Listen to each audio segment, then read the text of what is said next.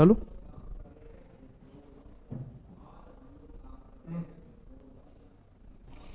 नमस्कार दोस्तों, साइंस की क्लास में आप सबका स्वागत है।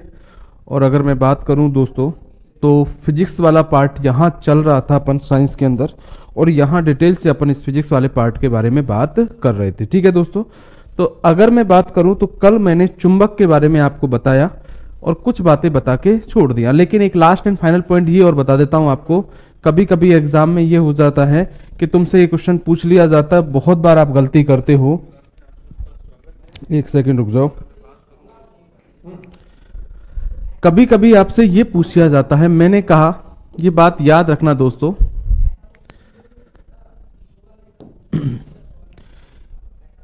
कि जो पदार्थ हैं, पदार्थों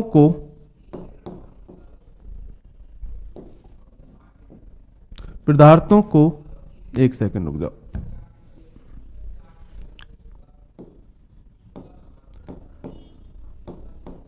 पदार्थों को चुंबकीय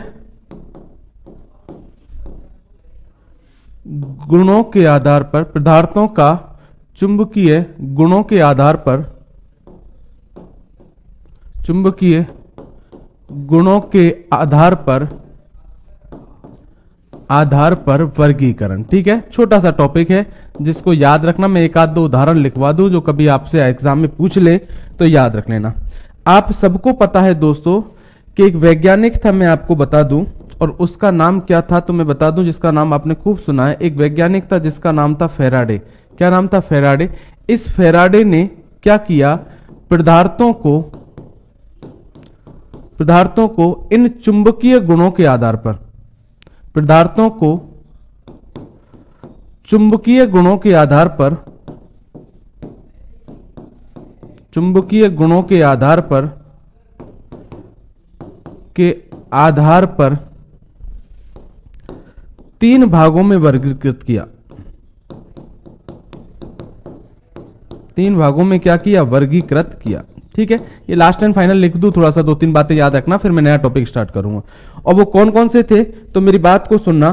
पहला अगर मैं बात करूं तो आप सबको पता है एक पदार्थ होते हैं प्रतिचुंबकीय पदार्थ, प्रतिचुंबकीय। ठीक है, क्या बोलते हैं तो इनको बोलते हैं डाईमैग्नेटिक।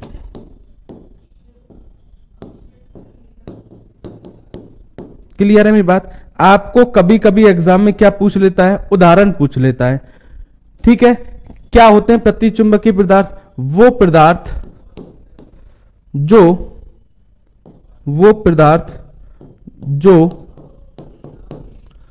चुंबकीय क्षेत्र में क्या होते हैं? प्रतिकर्षित होते हैं, रिपल होते हैं। प्रतिकर्षित का मतलब रिपल, प्रतिकर्षित होते हैं। ठीक है, उन्हें क्या कहते हैं? प्रतिचुंबकीय पदार्थ। आपसे पूछेगा एग्जाम्पल कौन सा है तो याद रखना जिंक है, कॉपर है। वैसे मैं बता दूं, प्रतिचुंबकीय का मतलब होता है कि जिनका कोष पूर्ण रूप से भरा होता है, या उसके लिए मैं एक बात बताऊं, मैं ये कह सकता हूं, आप इस कोष को मतलब आप ये बात रखना, एक तरह से क्या होता है मैं आपको थोड़ा समझाता हूं। एक्चुअल में क्या होता है, इस तरीके से इलेक्ट्रॉन भरे जाते हैं, तो जिनमें पूर्ण रूप में भरे रहते हैं इस तरीके से इलेक्ट्रॉन होता है, एक क्लॉकवाइज और एक एंटी क्लॉकवाइज। जब युग्मित रूप में इलेक्ट्रॉन होते हैं, जोड़े के रूप में होते हैं, तो क्या होता है, एक दूसरे के प्रभाव को नष्ट कर देते हैं, और इनके अंदर जो पदार्थ आते हैं वो प्रतिचुंबकीय आते हैं। और कौन कौन से? जिंक है, कॉपर है, एजी है, एयू है, मरकरी है। ठीक है, एग्जाम्पल याद रख लेना। कभी कभी ऐसा हो जाए ना, तो बहुत बार रेलवे में हो गया, गलती कर देते हो आप। मैं जिन उदाहरणों को बता रहा हूं उनको याद रख लेना। N2 है और H2 है, ये याद रख लेना कैसे पदार्थ है, तो आप बोलोगे सर प्रतिचुंबकीय पदार्थ है। क्लियर है दोस्तों? बफरिंग थोड़ी हो रही है दोस्तों, सबके चालू है मेरे हिसाब से, कोई बफरिंग नहीं हो रही। ठीक है, चलो दोस्तों, अगर मैं बात करूं दोस्तों, अगला क्या आता है, इस प्रतिचुंबकीय पदार्थ के बाद बात करूं तो अगला पदार्थ आता है, वो आते हैं अनुचुंबकीय पदार्थ। अरे कैसे? अनुचुंबकीय पदार्थ।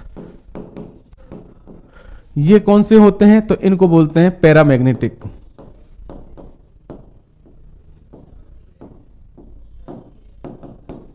ठीक है, अगर इनकी बात करूं तो वो देख लो आप, वो चुंबकीय क्षेत्र में क्या होते हैं? प्रतिकर्षित, तो इनके बारे में क्या बोलोगे? ये चुंबकीय क्षेत्र में क्या होते हैं? आकर्षित होते हैं।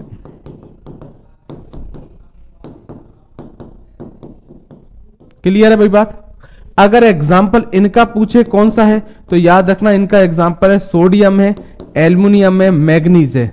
सब में अयुग्मित इलेक्ट्रॉन पाए जाते हैं, याद रखना। लेकिन बहुत बार ये पूछा जाता है, याद रखने ना, ऑक्सीजन के अंदर आता है। कौन सा? ऑक्सीजन। तो अनुचुंबकीय पदार्थों के उदाहरण मैंने आपको बता दिए, जिनको याद रख लेना। सोडियम है, एल्युमिनियम है, मैग्नीज है, और क्या है? ऑक्सीजन। ये ऑक्सीजन बहुत बार रेलवे में पूछा गया, ध्यान रख लेना। अगली बात सुनो, एक इसके बाद अगर मैं बात करूं तो एक आते हैं, देखो ये याद रखने वाला टॉपिक है, तो आप उदाहरण याद रख लेना, कोई बड़ी बात नहीं है। एक होते हैं लोह चुंबकीय, ये भी बहुत पूछा गया एग्जाम में, लोह चुंबकीय पदार्थ। और इनको क्या बोलते हैं? तो इनको याद रखना, इनको बोलते हैं फेरोमैग्नेटिक। क्लियर? लोह चुंबकीय पदार्थ का मतलब तो आपको पता है, लोह चुंबकीय ये आकर्षित होते हैं, लेकिन ये भी आकर्षित होंगे, लेकिन प्रबल रूप से आकर्षित होते हैं। आप क्या बोलोगे? प्रबल रूप से चुंबकीय क्षेत्र में, प्रबल रूप से चुंबकीय क्षेत्र में क्या होते हैं? आकर्षित होते हैं। कंप्लीट। आपको तो इतना सा याद रखना है, लोह चुंबकीय पदार्थ के उदाहरण कौन से? ये बहुत बार पूछा गया, आयरन है, कोबाल्ट है, निकिल है। 3 याद रख लेना, आयरन, कोबाल्ट और निकिल।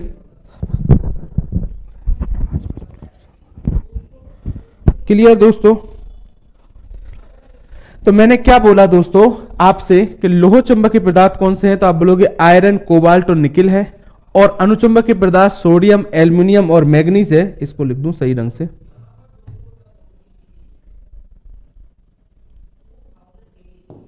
ठीक है। और अगर पूछा जाए कि प्रतिचुंबकीय पदार्थ डाईमैग्नेट कौन से, तो जिंक, कॉपर, एजी, एयू, एचजी, N2 और S2 है। ठीक है दोस्तों, इतना आपको कम से कम इसके बारे में पता होना चाहिए। ये उदाहरण याद कर लेना दोस्तों, इनमें से कोई पूछ लिया जाएगा। तो अब दोस्तों फिर मैं आपसे बात करता हूं डिटेल से, और अब जाके मैं एक नया टॉपिक स्टार्ट कर रहा हूं दोस्तों आपको, और वो टॉपिक बहुत इंपॉर्टेंट है। ये जो 3 टॉपिक पिछले पढ़े हैं वो 10th क्लास के एनसीईआरटी बुक के थे। अब 9th क्लास का चैप्टर आता है एक, और वो आता है ध्वनि। आपको पता है रेलवे के अंदर ध्वनि के अंदर से एक क्वेश्चन बहुत पूछा जाता है रेलवे और एसएससी में, ध्वनि और साउंड। बात एक ही है, क्या होता है क्या नहीं होता। बहुत सीधा टॉपिक है, कोई बड़ी बात नहीं है, आराम से समझ में आ जाएगा अगर समझने की कोशिश करोगे। पहला क्वेश्चन एग्जाम का, अगर पूछा जाए कि ध्वनि कैसी तरंग है, तो आप बोलोगे ध्वनि एक अनुदैर्घ्य तरंग है। पहला क्वेश्चन याद रखोगे, अनुदैर्घ्य तो है। आप कहोगे और कैसी है, तो आप बोलोगे ध्वनि अनुदैर्घ्य के साथ, अगर मैं बात करूं नॉर्मली लॉन्गिट्यूडनल तो है ये, लेकिन साथ में ये यांत्रिक तरंग भी है। यांत्रिक तरंग का मतलब है ये मैकेनिकल वेव भी है। क्लियर? और सुनो दोस्तों, अगर तीसरी अगर मैं बात करूं तो ध्वनि अगर और पूछा जाए तो ध्वनि अप्रगामी तरंग भी है, स्पॉन्टेनियस। 3 बातें बता दी मैंने ध्वनि के बारे में, बहुत इंपॉर्टेंट है दोस्तों। मैंने क्या क्या बोला कि ध्वनि एक तो मैंने कहा कैसी तरंग है, अनुदैर्घ्य। एक मैंने क्या बोला, यांत्रिक, और एक क्या बोला, अप्रगामी। कभी तुमसे एग्जाम में 3 तरह से क्वेश्चन आए। एक क्वेश्चन तो सिंगल का पूछ लेगा आपसे, ध्वनि किस प्रकार की तरंग है, ऑप्शन में अनुदैर्घ्य मिले, ये नहीं मिले तो आंसर क्या देना, अनुदैर्घ्य। कभी यांत्रिक मिल जाएगा, कभी अप्रगामी मिल जाएगा, वो आंसर दे देना।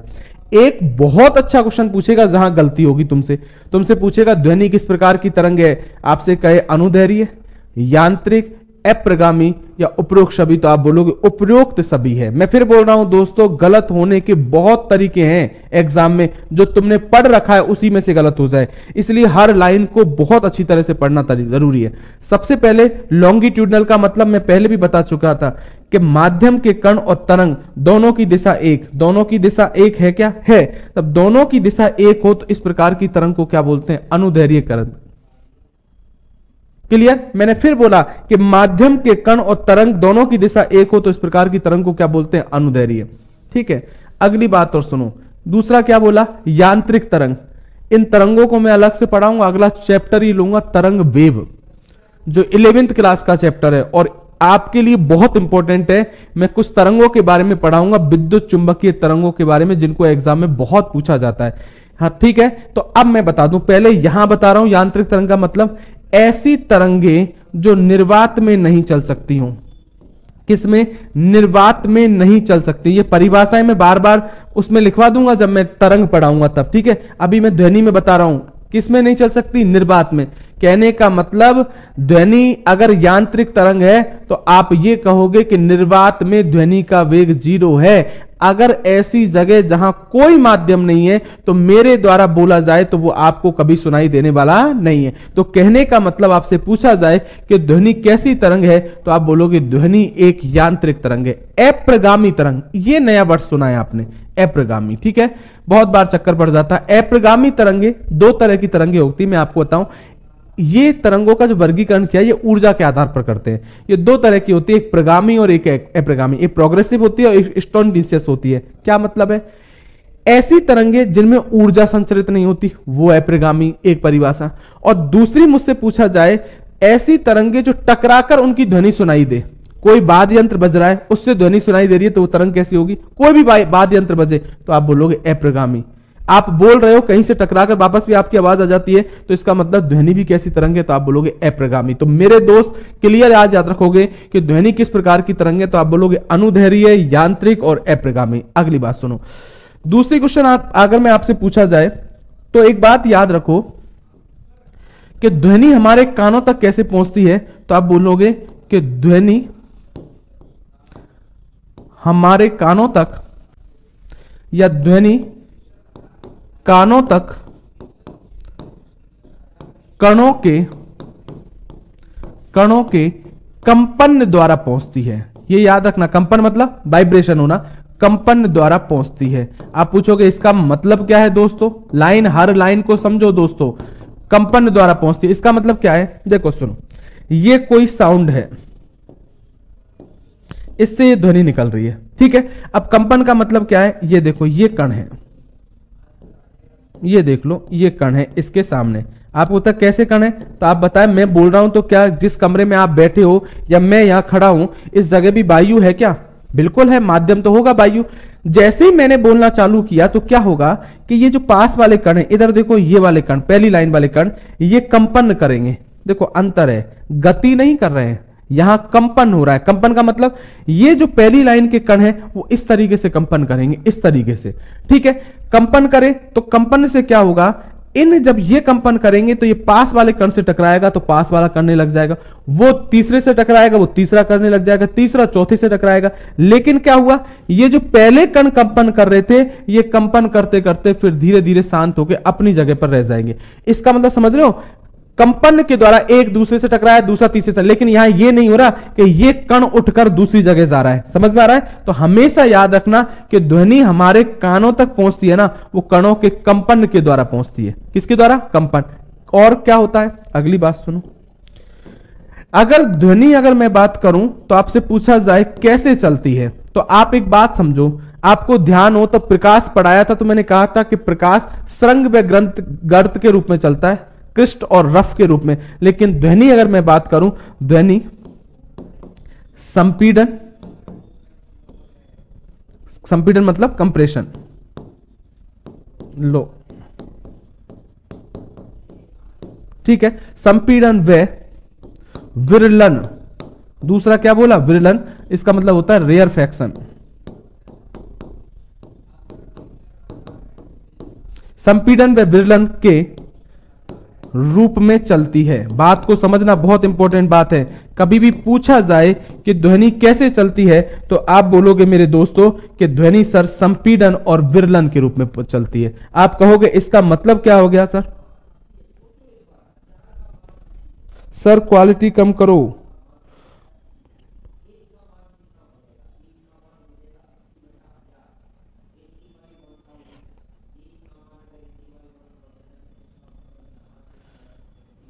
ऐसे मत करो। 1200 MB कैसे चली जाएगी दोस्तों इतनी सी देर में?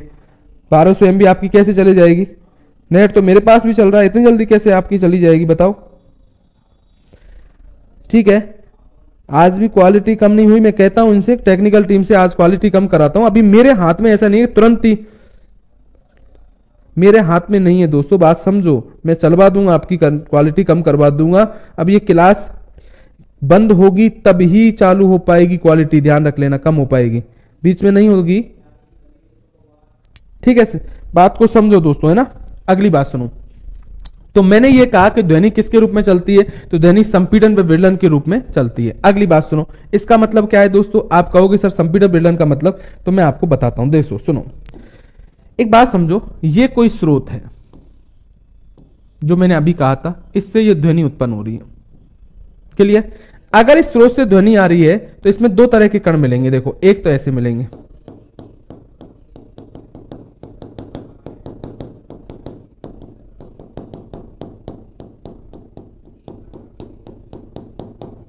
और एक ऐसे कण मिलेंगे।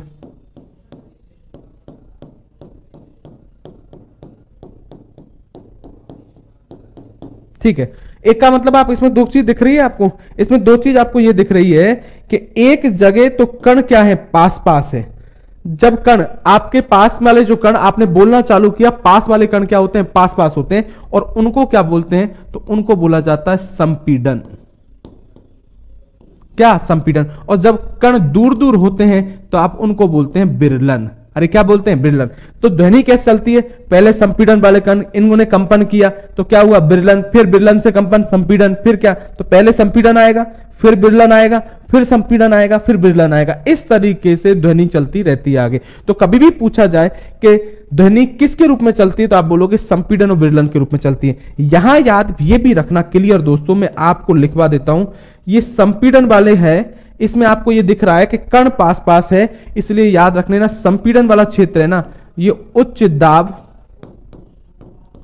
व उच्च घनत्व का क्षेत्र है। उच्च दाब व उच्च घनत्व का क्षेत्र है। और विरलन वाले की बात करूं, किसकी बात करूं, विरलन वाले की बात करूं, तो आप बोलोगे विरलन वाला निम्न दाब व निम्न घनत्व का क्षेत्र है।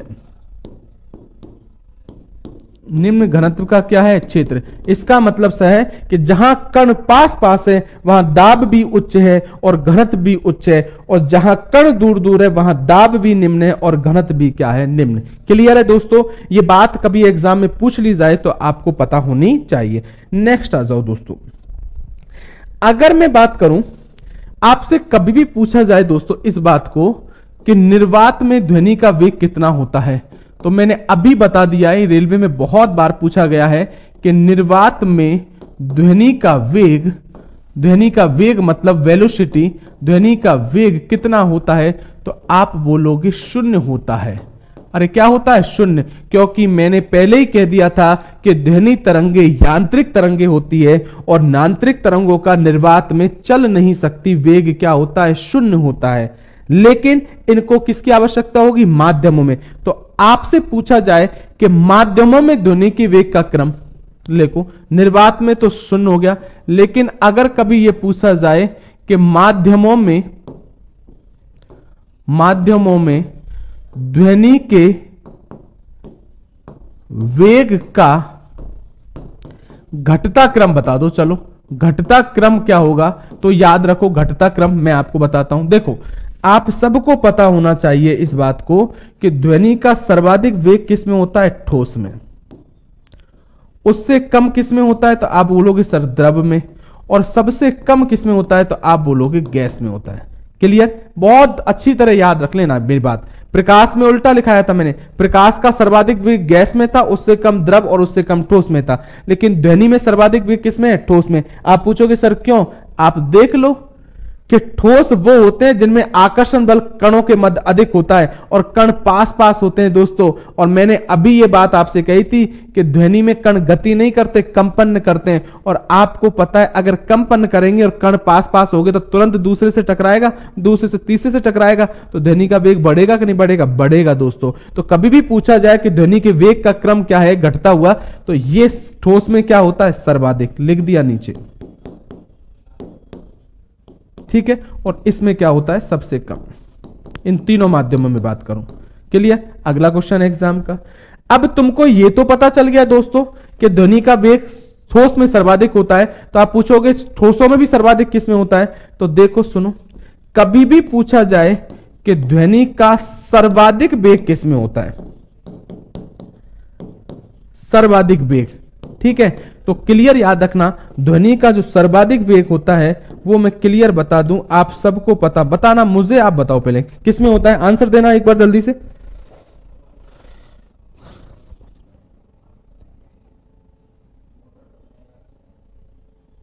बताओ जल्दी, क्या इसमें कौन सा है? ये सॉलिड, लिक्विड और गैस है दोस्तों। सर्वाधिक वेग मतलब वेलोसिटी होती है, माध्यम यानी क्या होता है, मीडियम होता है। और मैंने कहा वैक्यूम में वेलोसिटी ऑफ साउंड कितनी होती है, शून्य होती है। ध्यान रखो, लिखो आप, ध्वनि का सर्वाधिक वेग बताओ मुझे किस में होता है, जल्दी आंसर दो। एल्यूमिनियम, हाँ। स्टील आ गया क्या बीबी? केदार सैनी स्टील, कविता मीना स्टील। देखो स्टील, स्टील, एल्यूमिनियम,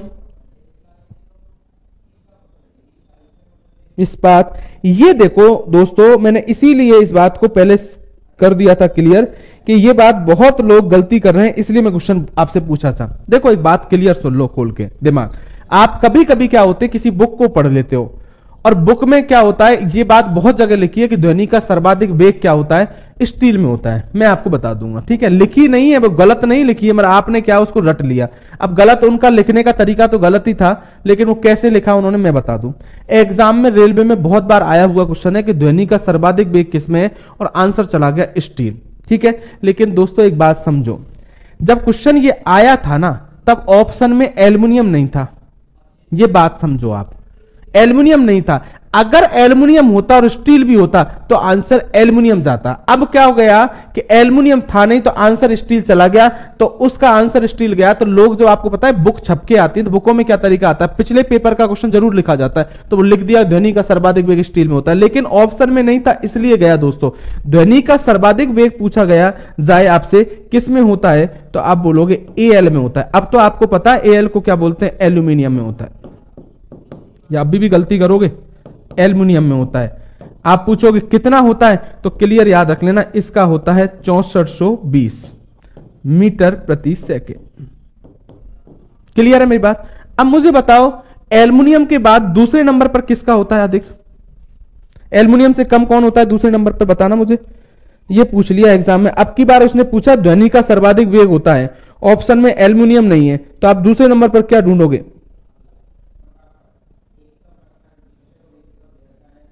इस्पात में नहीं होता दोस्तों 6420, गलत लिखा है आपने, है ना। जिसने इस्पात में 6420 लिखा है कालूराम जी, आपकी बुक में ही दे रखा है एनसीईआरटी की में। एल्युमिनियम के बाद दूसरे नंबर पर क्या आएगा मुझे ये बताओ।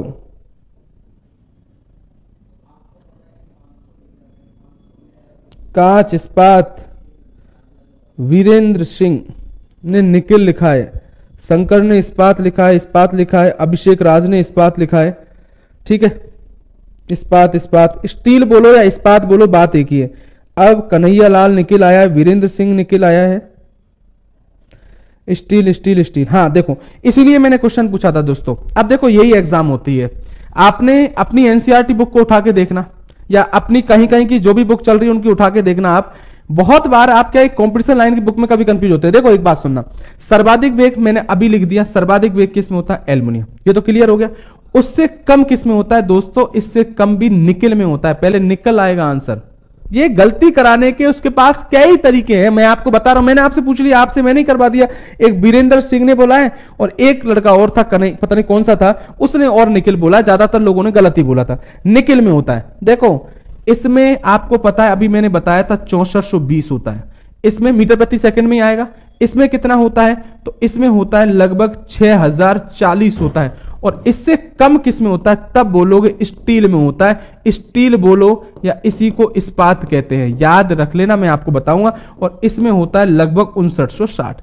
मान में थोड़ा बहुत इधर उधर हो तो कोई घबराने वाली बात नहीं है, लेकिन क्रम आप 100% याद रखोगे। यही क्रम रहेगा दोस्तों, कोई नहीं, यही क्रम रहेगा दोस्तों, ये वाला। क्लियर है दोस्तों? तो आपसे आज के बाद कभी गलती नहीं होनी चाहिए। आपसे मैं आपको 100% इस बात को बोल रहा हूं। आपसे पूछेगा या तो एनटीपीसी पूछ ले या ग्रुप डी में पूछ ले या किसी भी एग्जाम में ऐसा होगा दोस्तों, 3 क्रम बना के देगा, एल्युमिनियम, निकेल और स्टील, 3-3 के आपको क्रम दे देगा, पूछेगा इनमें से क्रम बताओ ध्वनि का वेग। बहुत लड़के गलत करेंगे, तो क्लियर याद रखना, सर्वाधिक एल्युमिनियम, उससे कम निकेल और उससे कम क्या होता है, स्टील होता है। क्लियर? अगली बात सुनो, नेक्स्ट आ जाओ। अगर ध्वनि या साउंड की बात करूं तो ध्वनि और साउंड के बारे में एक बात क्लियर रूप से याद रख लेना, ठीक है, कि ध्वनि में, ये रेलवे का बहुत बार पूछा गया क्वेश्चन है, ध्वनि में परावर्तन होता है क्या? बिल्कुल होता है। परावर्तन मतलब रिफ्लेक्शन, टकरा कर सुनाई देती है। ध्वनि में अपवर्तन होता है क्या? बिल्कुल होता है। एक माध्यम से दूसरे माध्यम में घनत्व प्रभाव जाती है ध्वनि। अपवर्तन, व्यतिकरण, ठीक है, विवर्तन, ये कुछ नाम बता दिए मैंने, है ना। ध्वनि में परावर्तन, अपवर्तन, व्यतिकरण, विवर्तन के गुण पाए जाते हैं।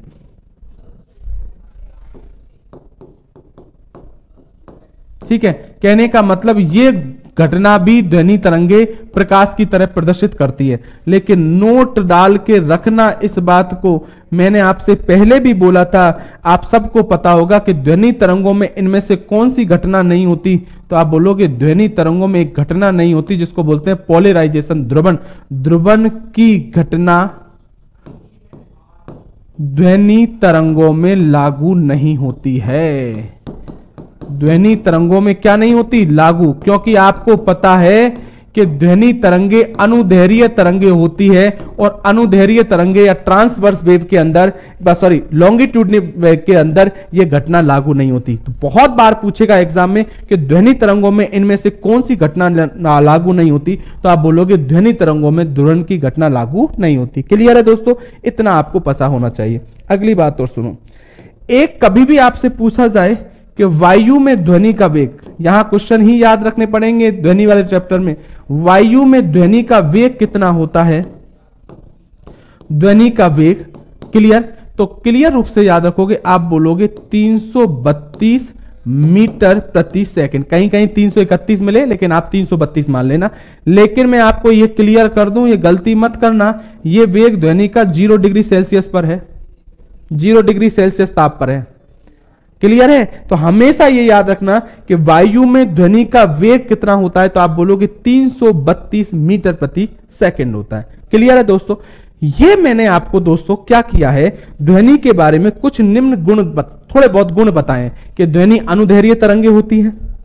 क्लियर? ध्वनि मैंने कहा यांत्रिक तरंगे और अप्रगामी तरंगे। साथ ही मैंने कहा ध्वनि हमारे कानों किसके द्वारा पहुंचती है? कंपन द्वारा। ध्वनि किसके रूप में चलती है? संपीड़न और विरलन के रूप में। डायरेक्ट याद रखो जल्दी में, ध्वनि का निर्वात में वेग कितना होता है? 0 होता है।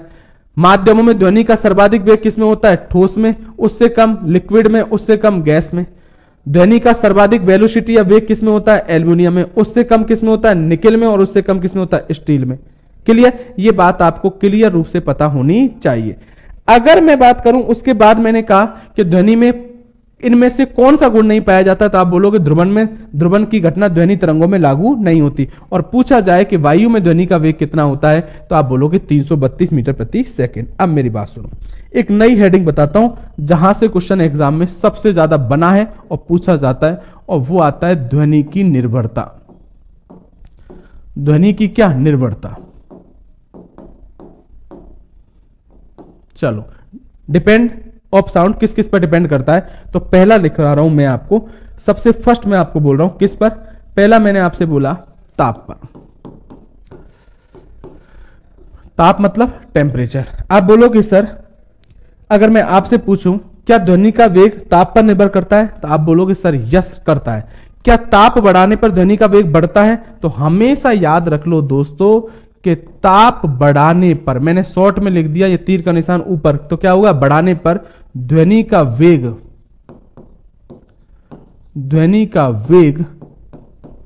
क्या होता है? बढ़ता है। क्लियर?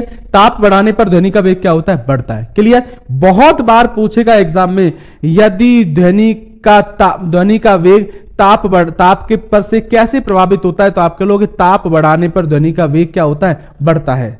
ठीक है? या एग्जाम में पूछेगा कि ताप बढ़ाने पर ध्वनि के वेग पर क्या प्रभाव पड़ता है? बढ़ता है, घटता है, कोई प्रभाव नहीं पड़ता है, तो आप क्या बोलोगे? बढ़ता है। अगर मैं सुनो कितना बढ़ता है, तो क्लियर याद रख लेना, अगर मैं पूछा जाए कि अगर आपसे कहे कि ध्वनि के वेग पर 1 डिग्री सेल्सियस ताप बढ़ाने पर, 1 डिग्री सेल्सियस क्या बढ़ाने पर?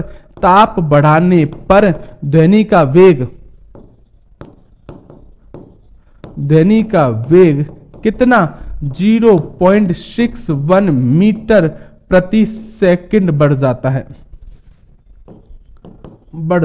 बहुत इंपॉर्टेंट बात है। मैंने क्या बोला, 1 डिग्री सेल्सियस ताप बढ़ाने पर ध्वनि का वेग कितना बढ़ता है, अगर कभी पूछा जाए तो 0.61 मीटर प्रति सेकंड बढ़ता है। क्लियर है मेरी बात? अब देखो मैं एक बात बताता हूं तुमको दोस्तों, ये बात आपने सब बुक में पढ़ी होगी, लेकिन मैं एक क्वेश्चन बताता हूं आपको। एग्जाम में एक ऐसा तरीका आएगा कि तुमसे कभी कभी एग्जाम को एक ऐसा क्वेश्चन पूछ लिया जाएगा जिसमें, अगर मैं साइंस का टाइम 10:30 बजे देखा है, अब मुझे यार इस बात का पता नहीं है कि उन्होंने कैसे इसमें 10:30 का टाइम दिया है, टाइम 9:30 का था।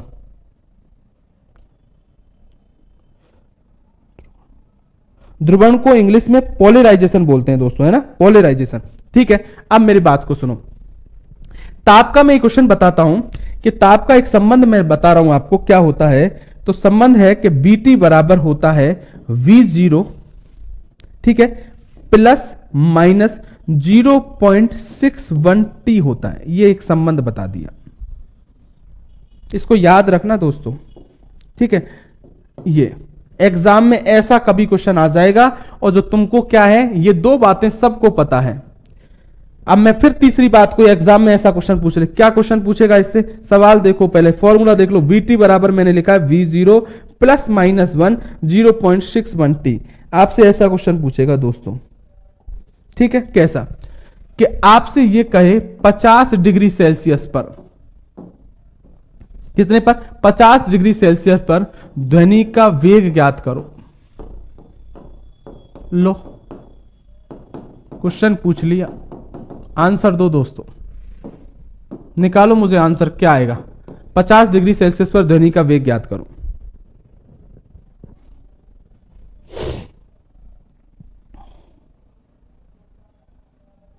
साढ़े 9 से स्टार्ट है दोस्त क्लास। मुझे बताओ 50 डिग्री सेल्सियस पर ध्वनि का वेग क्या होगा। क्वेश्चन आ गया एग्जाम में, सवाल आ गया, आंसर दो मुझे।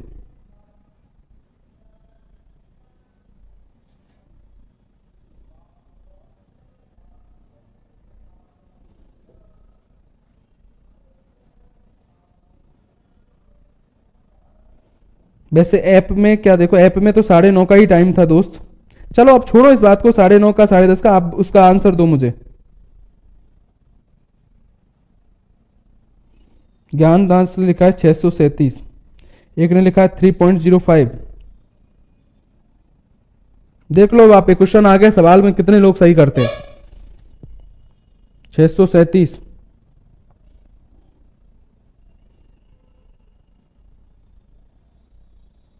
एक ने लिखा 337।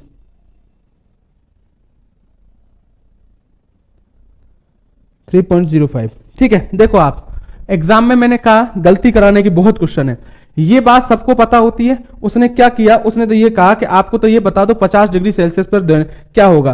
तो एक बात सुनो, ऐसे क्वेश्चन का आंसर करने का फॉर्मूला होता है VT बराबर, मैंने अभी लिखा था V0। जब आपको प्लस में दे रखा है तो आप तो ये याद रख लो, V0 प्लस 0.61 टी होता है। क्लियर? VT कितने पर पूछ रहा है, 50 डिग्री पर, बराबर आपको पता है, मैंने पहले ही कहा था कि ध्वनि का वेग वायु में 0 डिग्री सेल्सियस में कितना था, 332। तो देखो इधर आएगा, V0 कितना हो गया, ये हो गया 332। ये तो आपको पता है 0 डिग्री सेल्सियस पर ये रहता ही है, प्लस, ठीक है, 0.61 इंटू टी लिख रखा है, टी कितना दे रखा है, 50, आपने किया 50। क्लियर? V50 50 डिग्री सेल्सियस पर पूछ रहा है, 332 तो रहेगा, प्लस इसको हल करो, कितना आएगा मेरे हिसाब से 5, और ये आ गया 30। तो लगभग मुझसे कहे तो आपका आंसर आएगा 30.5। गुणा किया, अब देखो V50 डिग्री सेल्सियस पर आपसे पूछ रखा है, 332 में 30 जोड़ो, कितने जोड़ो, 30 जोड़ो, तो आपको पता है ये 360 और 62, लगभग 362.5 आएगा मीटर प्रति सेकंड। लो, किसी का एक भी बंदे का आंसर सही नहीं गया। एग्जाम है भाई दोस्तों, कहोगे इसमें कोई बड़ी बात नहीं थी दोस्तों। एक ने लिखा है अविनाश अटल ने 362, फिर बीच में तो मुकेश ने भी लिख दिया। मेरी बात को समझ लो आप, एग्जाम में गलती कराने के बहुत तरीके हैं, बहुत कहते हो न्यूमेरिकल आप देखो ऐसे छोटे न्यूमेरिकल, इसमें कोई बड़ी बात नहीं थी। आप बोलो मत देखो इतना टाइम लगेगा, इतना कोई टाइम नहीं लगेगा। आपको जरूरी भी नहीं था फॉर्मूला याद करना। आप तो पता है कि 0 डिग्री सेल्सियस पर कितना होता है 332, हम तो प्लस क्या कर देंगे 50 डिग्री सेल्सियस से कितना, और आपको पता है मैंने पहले ही कह दिया 1 डिग्री सेल्सियस ताप बढ़ाने पर 0.61 बढ़ता है। तो आपने क्या किया 0.61 इंटू कितना बढ़ाया 50। अगर 60 देते था 60 से गुणा कर देते और इनको प्लस कर देते, आप भी एक बता देते। ये बातें होती है छोटी छोटी चीजें जो एग्जाम में हर बार आप कहते हो, कोई कितना भी बड़ा टीचर पढ़ा ले, अगर आप खुद दिमाग लगा के और चीजों को क्लियर करके नहीं पढ़ोगे, हमेशा वही चीजें पढ़ते रहते हो जो तुम्हें आती हैं। तुम वो चीज पढ़ने की कोशिश करो एग्जाम के लिए जो नहीं आती है, और नहीं आने वाली चीजें आपका सिलेक्शन कराएगी। डिपेंड यही करेगा दोस्तों क्या पढ़ते हो क्या नहीं पढ़ते हो, तुम क्या सोचते हो दोस्तों। और तुम्हारी, मैंने फिर बोला है, थिंकिंग, इस बात को चेंज कर दो कि वो 10 क्वेश्चन तो सब करेंगे, 15 अगर क्वेश्चन आते हैं, मैं कह रहा हूं आते हैं 15, तो जैसे ग्रुप डी है तो ग्रुप डी में 25 क्वेश्चन आएंगे लगभग साइंस के, उन 25 में से 15 क्वेश्चन तो ऐसे होंगे जो सीधे क्वेश्चन होंगे, सब करेंगे। कम से कम 5 क्वेश्चन आगे के वो होंगे जो सिलेक्शन कराएंगे हर कोई, और 25 में से 25 तो किसी पर नहीं होते, लेकिन किसी पर 22 होंगे, किसी पर 23 होंगे, किसी पर 20 होंगे। इस तरीके से आपका सिलेक्शन होगा। तो 15 तो सबको आते हैं, वो तुमको भी आए तो बड़ी बात नहीं, अभी सिलेक्शन नहीं हो रहा है। मैं कह रहा हूं वो 4-5 क्वेश्चन, एक एक क्वेश्चन का महत्व है एग्जाम में। आप जब कमेंट बॉक्स में देखते हो बहुत बार कि मैं 0.1 से रह गया, मैं 0.2 से रह गया, मैं 1 नंबर से रह गया, 2, या कोई भी आप भी भविष्य में, तब आपको एक एक क्वेश्चन का मैथ समझ में आएगा। मैं फिर बोल रहा हूं साइंस आपका सिलेक्शन करा सकती है अगर आप ध्यान से और बशर्ते बहुत अच्छी तरह पढ़ो। तो मैंने कहा पहला कि ध्वनि का वेग निर्भर करता है ताप पर, और दूसरा मैंने बोला एक होता है निर्भरता दाब पर। बहुत पूछा जाएगा दोस्तों दाब का। अगर मुझसे पूछा जाए क्या ध्वनि का वेग दाब पर निर्भर करता है, तो आप क्लियर रूप से याद रख लेना इस बात को। मैं लिख रहा हूं कि ध्वनि का वेग दाब पर निर्भर नहीं करता है, निर्भर नहीं करता है। एग्जाम में बहुत बार पूछेगा इनमें से ध्वनि का वेग किस पर निर्भर करता है या नहीं करता है, तो आप बोलोगे ध्वनि का वेग कभी भी दाब पर निर्भर नहीं करता है। अब आ जाओ एग्जाम में दोस्तों। एग्जाम में जब इस क्वेश्चन को पूछा जाता है, मैं अब एग्जाम का तरीका बता रहा हूं, लाइन इतनी सी याद रखनी थी, लेकिन एग्जाम में तुम दिमाग नहीं लगाते हो दोस्तों। बहुत बार ये क्वेश्चन आया हुआ है और तुम क्या गलती करते हो मैं आपको बताऊं। एग्जाम में ये पूछता है कि यदि ध्वनि का वेग, वायु में ध्वनि का वेग 332 मीटर प्रति सेकंड है, 332 मीटर प्रति क्या है सेकंड, यदि दाब बढ़ा दिया जाए, क्या बढ़ा दिया जाए, शॉर्ट में लिख रहा हूं क्वेश्चन, दाब बढ़ा दिया जाए तो ध्वनि का वेग होगा, ऑप्शन दे देता है 332, ऑप्शन दे देता है 662, ऑप्शन दे देता है 550, ऑप्शन दे देता है 760। बताओ क्या आंसर आएगा, जल्दी बोलो आंसर दो। मैंने कहा है वायु में ध्वनि का वेग 332 मीटर प्रति सेकंड है, यदि दाब बढ़ा दिया जाए। एक बात 331 में, जबकि मैं अब दोस्तों ये एएलपी में अब दीपक मीना ये पता नहीं कैसे कर दिया दोस्तों।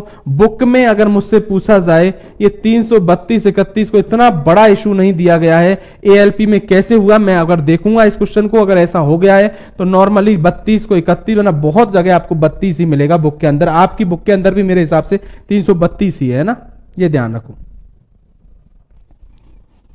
ठीक है। अगर लिखो नीचे 21 वाला तो हटाए, हाँ क्या बोल रहा है, समझ में आ गया सबको, ठीक है दोस्तों। तो इसका मतलब आप समझ में आ गया। आज तो आपको इसलिए समझ में आ गया कि मैंने आपसे 4 बार बोला है तो ध्वनि के वेग पर दाब पर निर्भर नहीं करता, इसलिए याद रख लो अगर ध्वनि का वेग 332 है तो दाब पर निर्भर ही नहीं कर दिया जाए, तो बढ़ा दे या घटा दे तो दाब का कोई प्रभाव ही नहीं पड़ेगा। आंसर क्या आएगा 332। लेकिन एग्जाम में बताता हूं, एग्जाम में दोस्तों तुम क्या गलती करते हो, अभी तो मैं बैठ खड़ा हूं सामने और मैं बोल रहा हूं कि दाब पर ध्वनि का वेग निर्भर नहीं करता, तो आपने लिख लिया। एग्जाम में तुम कैसे पढ़ते हो इस सवाल को सुनो, 332 मीटर प्रति सेकंड, जल्दीबाजी, दिमाग तो पहले ही हाई पावर पे रहता है एग्जाम में। पढ़ने के बाद ऑप्शन देखते हो पहले, ये तो कोई ना कोई न्यूमेरिकल है, ठीक है। तो अपने आप पहले तो 332 हो रहे, ऐसा थोड़े जो दे रखा है वही आ जाएगा, नहीं मगर इस पढ़ो तो सही। हमेशा तुम बहुत सवालों को तो इसलिए गलत करके आ जाते हो साइंस के अंदर, तुम सवाल को पढ़ते ही नहीं हो। तो हमेशा याद रख लेना कि दाब का पर ध्वनि का वेग निर्भर नहीं करता है। तीसरी बात सुनो, तीसरा अगर मैं बात करूं तो तीसरा आता है आर्द्रता पर। आर्द्रता, आर्द्रता मतलब होता है ह्यूमिडिटी, और दाब मतलब होता है प्रेशर, है ना, ह्यूमिडिटी, और ये क्या है, प्रेशर। ठीक है, हाँ आर्द्रता पर करता है, बिल्कुल करता है। कैसे? आपको पता है कि आर्द्र मौसम में ध्वनि का वेग बढ़ जाता है, और आपको पता है कि जब बरसात के दिन होते हैं तो आपको ध्वनि ज्यादा दूर तक सुनाई देती है, कोई आवाज देते हो आप तो। ठीक है, इसका मतलब क्या है, तो देखो सुनो, आर्द्र मौसम में क्या होता है कि आर्द्र मौसम में, ठीक है, आर्द्रता बढ़ने पर, मैं आपको बता दूं क्या बढ़ने पर, आर्द्रता बढ़ने पर क्या होता है, घनत्व कम हो जाता है, डेंसिटी, ये याद रख लेना। और घनत्व कम हो जाता है तो आपको एक बता दूं कि D बराबर हमेशा होता है m/b। मैं आगे पढ़ाऊंगा घनत्व कि घनत्व द्रव्यमान और आयतन पर निर्भर करता है। क्लियर? तो आप याद, द्रव्यमान और घनत्व किस पर, तो आप ये बात याद रख लो, अगर घनत्व बढ़ा, घनत्व क्या हो गया, घट गया, उस स्थिति में क्या होगा, आयतन क्या होगा, घनत्व बढ़ा तो आयतन क्या हो गया, कम हो गया, और आयतन कम हो गया तो आपको पता है कण क्या हो जाएंगे, पास पास आ जाएंगे। तो आर्द्र मौसम जब कण पास पास हो जाएंगे तो कंपन करेंगे तो टकराकर तुरंत दूसरे को सुनाई देगी। इसलिए मैंने कहा कि आर्द्र मौसम में घनत्व कम हो जाता है, जिसके कारण ध्वनि का वेग क्या हो जाता है, बढ़ जाता है। मैं इस लाइन को पूरा लिख दूं, आर्द्रता में घनत्व कम हो जाता है, जिससे ध्वनि का वेग, बहुत बार गलती करके आ जाते हो, ध्यान रखना, ध्वनि का वेग क्या होता है, बढ़ जाता है। क्लियर? तो क्लियर याद रख लेना। इसलिए बरसात के दिनों में मेढक वेढक जो आवाज करते हैं उनकी आवाज आपको बहुत दूरी तक सुनाई देती है, क्योंकि आर्द्र मौसम में ध्वनि का वेग बढ़ जाता है। क्योंकि आप बोलोगे आर्द्र मौसम में क्या हो जाता है, घनत्व कम हो जाता है, और घनत्व अगर मैं बात करूं, आर्द्र मौसम में घनत्व क्या हो जाता है, कम हो जाता है। क्लियर? और इस स्थिति में ध्वनि का वेग क्या हो जाता है, बढ़ जाता है। क्लियर रखोगे आप? तो ये बात आप क्लियर रूप से याद रखोगे कि ये एग्जाम में पूछा जाता है। ठीक है, अगली बात सुनो, एक और सुनो आप, ये तीन तो आप बहुत बार सुनते हो, और चौथे में कभी कभी आप कंफ्यूज कर देते हो, और वो मैं बता दूं। ठीक है, एक बात और याद रखना, गैस में ध्वनि का वेग कैसा होता है, तो याद रख लेना, या ध्वनि का वेग किस पर, अणुभार पर भी निर्भर करता है। किसमें? गैसों में, अणुभार। कैसे? सुनो मेरी बात, अगर मैं कहूं गैसों में, ये पॉइंट है ना, ये गैसों के लिए अणुभार वाला, गैसों में ध्वनि का वेग होता है, वेग का मतलब ये v होता है, ये एंटी प्रोपोर्शनल टू होता है 1/√m के। m का मतलब क्या है, तो ये मोलर मास है यहां पर, और मोलर मास का मतलब होता है अणुभार, मोलर मास है। ये भी याद रख लेना कभी ऐसा हो जाए। इसका मतलब क्या है दोस्तों, अगर मैं ये कहूं कि हमेशा याद रखना कि जिस गैस का अणुभार ज्यादा होगा उसका वेग कम होगा, क्योंकि दोनों एंटी प्रोपोर्शनल टू है, और जिस गैस का अणुभार अगर मैं कहूं कम होगा उसका वेग ज्यादा होगा। क्या होगा? ज्यादा। आप एक बात समझ लेना, मैं फिर बोल रहा हूं, तो हमेशा याद रख लेना, एग्जाम में कभी ऐसा हो जाएगा कि ध्वनि के वेग और अणुभार में क्या संबंध होता है, तो आप बोलोगे v anti proportional to 1/√m होता है। गैस का, मैं लिख दूं, गैस का अणुभार, शॉर्ट में लिख लो, अणुभार अधिक होने पर वेग क्या होता है, कम, और अणुभार कम होने पर वेग क्या हो जाता है, अधिक हो जाता है। इसका मतलब एक क्वेश्चन बना के बताऊंगे आपको। देखो सुनो, ये देखो एग्जाम की बात, एग्जाम में कितनी गलती आप करने के तरीके होते हैं। आपको कह दे कि 3-4 गैसें लिख दे, एक लिख दी हाइड्रोजन, एक लिख दी ऑक्सीजन, एक लिख दी नाइट्रोजन, और एक लिख दी, अगर मैं बोलूं, क्लोरीन। अगर आपसे पूछा जाए इनमें से किसमें ध्वनि का वेग सर्वाधिक होगा, तो आप बोलोगे हाइड्रोजन में। किसमें? हाइड्रोजन। क्योंकि आप क्या लिखोगे, अणुभार निकालो। आपको कल ही मैंने इवनिंग में केमिस्ट्री चल रही है तब मैं एक बताता हूं। हाइड्रोजन के 2 परमाणु का अणुभार कितना होगा 2, ऑक्सीजन का 1 का 16, 2 है तो कितना हो गया 32, नाइट्रोजन का कितना होगा 14 क्यों 2 है ना तो कितना हो गया 28, और क्लोरीन का 35.5 है तो 35 और 35 कितने हो गए 70, और लगभग कितने हो गए 71 हो गया। अब मुझे बताओ किसका अणुभार कम है, हाइड्रोजन का। जिसका अणुभार कम होगा उसका वेग ज्यादा होगा। तो इन चारों में से ऑप्शन में देखा जाए तो आंसर क्या दोगे, पहले हाइड्रोजन का वेग सर्वाधिक होता है। तो ये बातें अब देखो, मुझे पढ़ लो, 10 बुक पढ़ लो और 10 टीचरों से पढ़ लो, एग्जाम में तो वो चीज होगी कि दिमाग कितना होगा।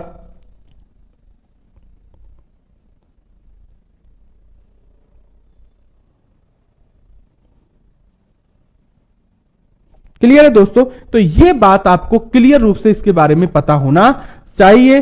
तो ये आपसे एग्जाम में पूछ लिया जाता है, ये गैस वाला ध्यान रखना, बहुत बार एग्जाम में पूछ लिया जाता है। इस तरीके से क्या होगा, एग्जाम में क्वेश्चन बनते हैं और आपसे पूछे जाते हैं। ठीक है, ध्यान रखना। एक और बताता हूं आपको, क्या, ये देखो एक पॉइंट आता है ध्वनि से संबंधित, एग्जाम में बहुत पूछेगा दोस्तों। यहां से एक सवाल भी बनता है, ध्वनि से संबंधित राशियां देख लो, एग्जाम में बहुत पूछी गई हैं। कौन कौन सी राशियां हैं मैं आपको बता देता हूं। पहला, एक आपने सुना होगा, ये बहुत आता है एग्जाम में, आवर्तकाल। आवर्तकाल क्या बोलते हैं इसको, इसी को बोला जाता है टाइम पीरियड।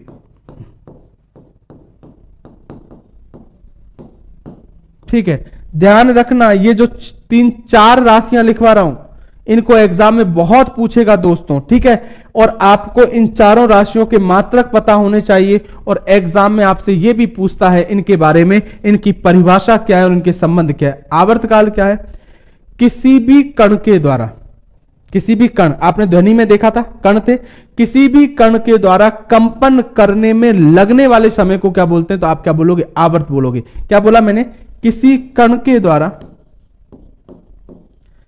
किसी कण के द्वारा कंपन करने में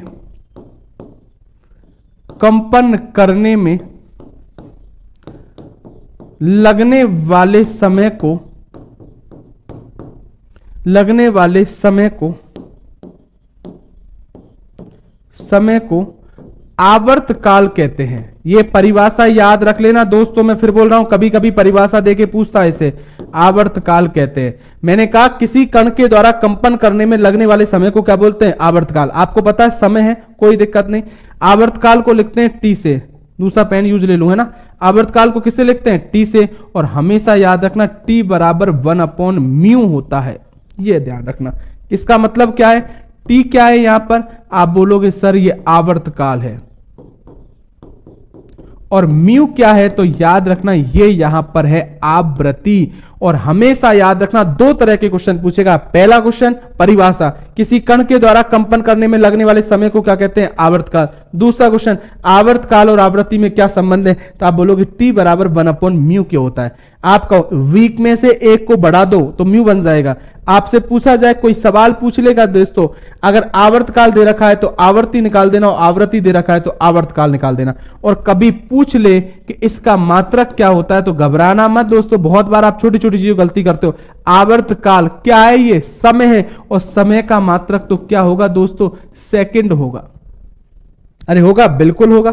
अगली बात आ जाओ, एक हो गया दोस्तों आवर्तकाल, और दूसरा अगर मैं बात करूं, ये बहुत पूछा जाएगा एग्जाम में, आता है आवृत्ति। आती है क्या, बिल्कुल आती है। और इसको क्या बोलते हैं, तो इसको बोलते हैं फ्रीक्वेंसी।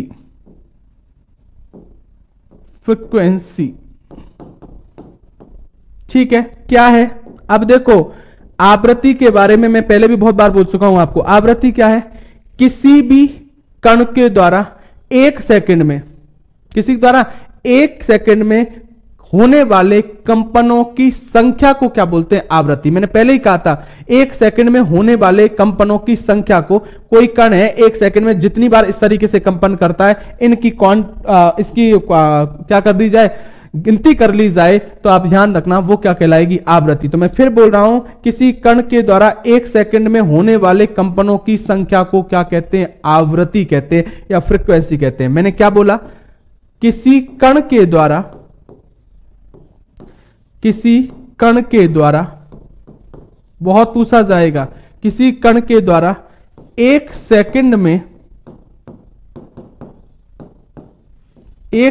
में होने वाले कंपनों की संख्या को, कंपनों मतलब वाइब्रेशन, कंपनों की संख्या को क्या कहते हैं, तो आप बोलोगे आवृत्ति या फ्रीक्वेंसी कहते हैं। ठीक है दोस्तों, आप पूछोगे आवृत्ति का मतलब क्या है, तो आप क्लियर याद रखना, अगर t बराबर 1/μ होगा तो म्यू बराबर क्या होगा, 1/t होगा। अरे होगा कि नहीं होगा, होगा बोल दोस्तों, क्या दिक्कत है। और अगर कोई ये पूछ ले कि आवृत्ति का मात्रक क्या होता है दोस्तों, तो क्लियर याद रखना, आप सबको पता है कि आवृत्ति का मात्रक होता है हर्ट्ज, और इसी को लिखते हैं HZ से। लेकिन कभी कभी दोस्तों एग्जाम में आप छोटी छोटी चीजें गलती करते हो, कभी कभी ऑप्शन में हर्ट्ज मिलता ही नहीं है, तो आप देख लो हर्ट्ज क्या है। तो हर्ट्ज का मतलब क्या है, ये 1/सेकंड को ही तो हर्ट्ज बोला है। हो सकता है 1/सेकंड को, या सेकंड ऐसे भी लिख देता है, इसको सेकंड इनवर्स भी लिख दे, तो बात एक ही है ना दोस्तों, बात तो एक ही है, कोई दिक्कत नहीं। देखो 1/t है तो 1/सेकंड को ही क्या बोला गया, हर्ट्ज बोला गया है। देखो कोई क्वेश्चन पूछ ले, चलो देखो आपसे ऐसे छोटे छोटी चीजें पूछी जाती है जिनको तुम गलत करके आते हो। कोई कण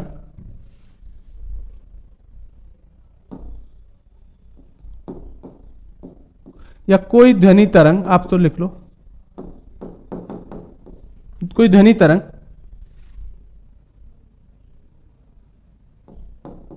जिसका आवर्तकाल 0.02 सेकंड है, तो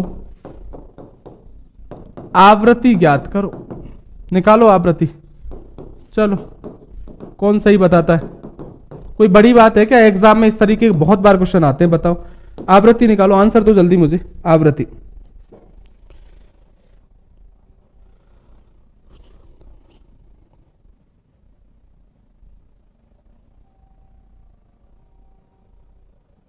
मैंने ये कहा कि जो 331 वाला है इसको मैं और क्लियर कर लेता हूं, कैसे क्या है इसको क्वेश्चन को, दीपक मीना, फिर मैं आपको क्लियर करता हूं इस बात को। ठीक है, आप मुझे कॉल करके पूरी बात बताना, ये आपने बता तो दी बात तो मुझे, तब मुझे आप एक मिनट में कॉल करना, फिर मैं आपको बता दूंगा। ठीक है, क्या सिस्टम है, 332 बोले, बार बार लिखने की जरूरत नहीं है दोस्तों, एक बार मैं देख तो लूं कि इसका इतना बड़ा इशू कैसे बन गया 331 32 का, तो मैं देख लेता हूं, है ना। हाँ आंसर आ रहे हैं सबके, 50 50 50 50। बात समझ में आ रही है क्या, बिल्कुल समझ में आ रही है कि सबको बिल्कुल आ रही है। आपको आवर्तकाल दे रखा है, आवृत्ति पूछता है, तो आपको पता है म्यू बराबर होता है 1/t होता है। म्यू निकालना है आपको, म्यू बराबर 1, आवर्तकाल कितना दे रखा है 0.02 दे रखा है। सही बात है क्या, बिल्कुल सही बात है, 0.02 दे रखा है। ठीक है, तो क्या करोगे, म्यू बराबर 1, इसको ऐसे लिख दोगे 100/2 लिख सकते हो आप। इसका मतलब कितना आएगा, तो आप बोलोगे 50 हर्ट्ज आएगा सर आंसर। बताओ किस व्यक्ति को दिक्कत है, मुझे बताओ। ऐसे छोटे छोटे क्वेश्चन एग्जाम में आते हैं, और बताऊंगा इसमें से कैसे कैसे क्वेश्चन आते हैं, क्या है क्या नहीं है, किस तरीके पूछे जाते हैं। तो ये दो बातें आप क्लियर याद रखना, एक आवृत्ति और इससे पहला आवर्तकाल, ये एग्जाम में बहुत पूछे जाते हैं। ठीक है, तीसरा पॉइंट सुनो इसी के अंदर। तीसरा अगर मैं बात करूं तो इसी के अंदर एक पॉइंट आता है और उसको क्या बोलते हैं, तीसरी चीज एक होता आयाम। बहुत पूछी गई है इसकी परिभाषा। आयाम का मतलब होता है एम्पलीट्यूड। इंग्लिश मीडियम वाले देखो ट्रांसलेटर में फिर टाइम लगता है दोस्तों, फिर ऐसे नहीं बैठता, या तो फिर प्रॉपर इंग्लिश हो या हिंदी हो, इसलिए थोड़ा आप मेहनत करके आया करो। ठीक है, चीज को देख लिया करो, घर जाके एक बार लिख लिया करो, उनको थोड़ा ट्रांसलेट करके उसको सोचो बात को। तो आयाम का मतलब क्या होता है, एम्पलीट्यूड। क्या होता है आयाम, क्या बोलते हैं, आयाम किसे बोलते हैं, पहले मैं आपको एक डायग्राम से समझा दूं, अपने आप समझ में आएगा आपको। ये अगर मुझसे पूछा जाए, एक इस प्रकाश में भी आयाम होता है और ध्वनि में भी होता है, ठीक है। तो मैं आपको इस प्रकाश के द्वारा समझाता हूं आयाम को। ये प्रकाशिक तरंगे इस तरीके से चलती थी क्या? बिल्कुल चलती थी। आप कहोगे सर इसमें कैसे चल रही है तरंगे? तो आप कहोगे सर यहां पर तरंगे चलने का तरीका है, पहले इस माध्य, इस जो बीच वाली स्थिति से ये कण दूर होते चले जा रहे हैं, ठीक है, फिर नीचे की ओर, फिर ऊपर की ओर। तो आप इसके आयाम की परिभाषा क्या है? आयाम का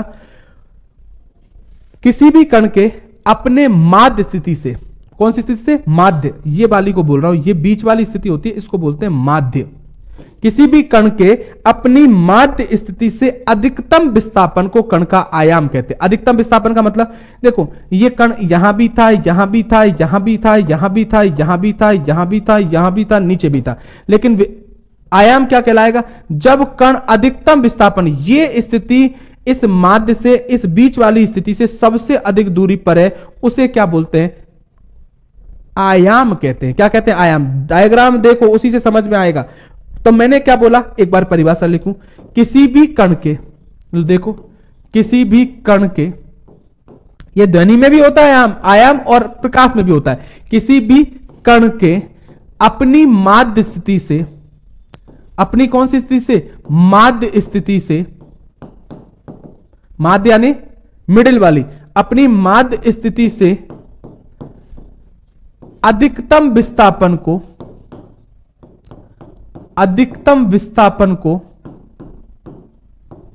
अधिकतम किसको? विस्थापन को, परिभाषा बहुत पूछेगा, क्या कहते हैं?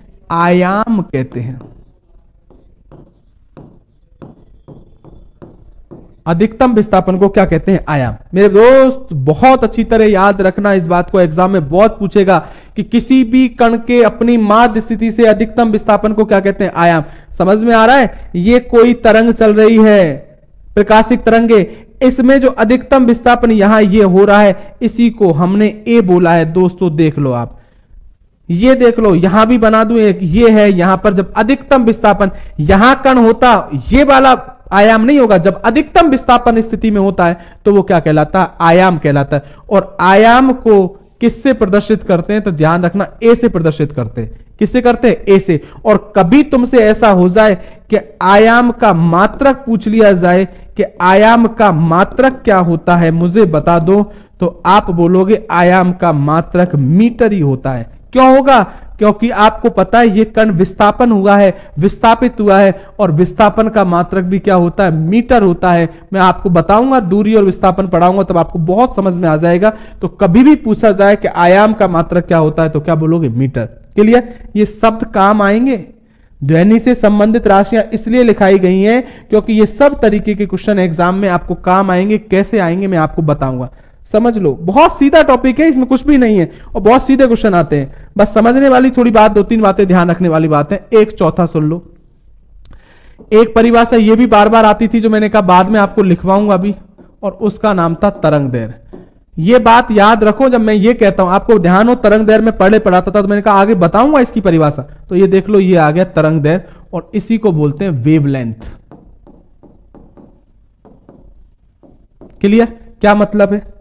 देखो सुनो, तरंग दैर्घ्य के बारे में बता दूं, ये भी ध्वनि में भी होगा और किस में होगा? प्रकाश में भी।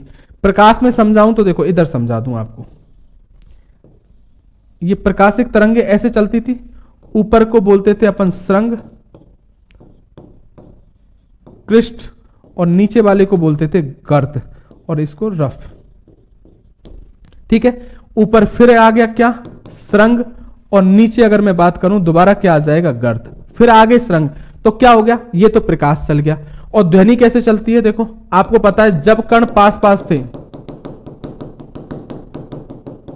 तो हमने बोला था ये हो गए संपीड़न, और जब कण दूर दूर थे, इस तरीके से दूर दूर थे, तब हम कह रहे थे विरलन।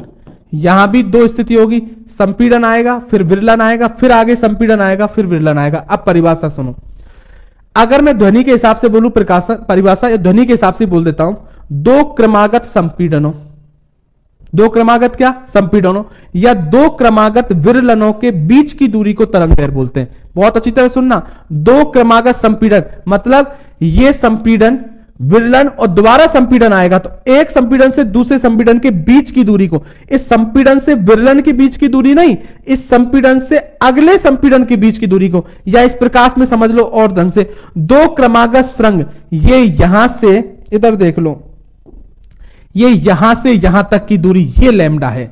श्रृंग से श्रृंग, गर्त नहीं, या गर्त से गर्त की दूरी हो सकती है लैम्डा। तो यही ध्यान रखो, अगर प्रकाश में पूछे तो दो क्रमागत श्रृंगों या दो क्रमागत गर्तों के बीच की दूरी को, कृष्ण या रफ के बीच की दूरी को क्या अगर मैं बात करूं तो क्या बोलते हैं, तो आप बोलोगे तरंग दैर्घ्य। और अगर पूछे ध्वनि के हिसाब से, तो ध्वनि में ही पढ़ रहे हैं तो ध्वनि के हिसाब से याद रखो, दो क्रमागत संपीड़नों या दो क्रमागत विरलनों के बीच की दूरी को क्या बोलते हैं, तो आप बोलते हैं तरंग दैर्घ्य। परिभाषा सुनना, मैंने क्या बोला दोस्तों आपसे, मैंने कहा कि दो क्रमागत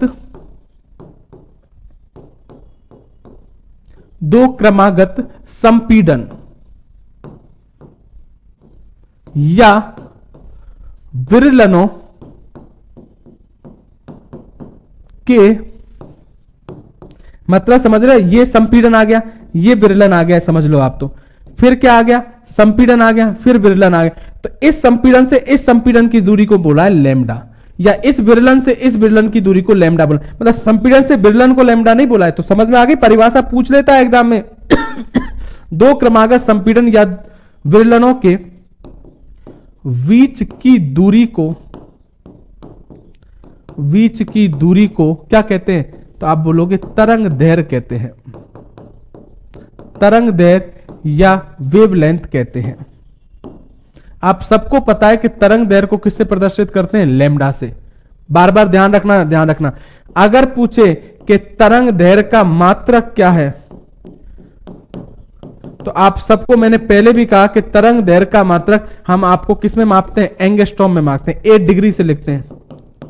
यह भी दूरी वाला ही मात्रक होता है, पहले भी कह चुका हूं, क्योंकि आपको पहले ही कहा है 1 एंगस्ट्रॉम में 10 की पावर -10 मीटर होते हैं। लो, यह ध्यान रख लो, यह भी दूरी वाला है।